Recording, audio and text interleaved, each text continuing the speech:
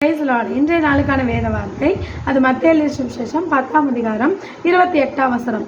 ஆத்துமாவை கொல்ல வல்லவர்களாக இராமல் சரீரத்தை மாத்திரம் கொல்லுகிறவர்களுக்கு நீங்கள் பயப்பட வேண்டாம்.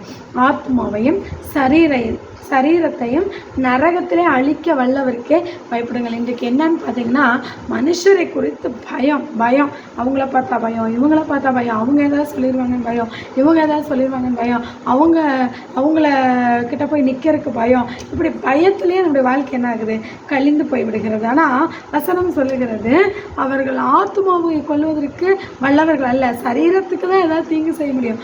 ஆனால் தேவன் சரீரத்தையும் ஆத்துமாவையும் நரகத்தில் அழிக்க வல்லவர். அதனால தேவனுக்கு பயப்படணும். அல்லேலூயா.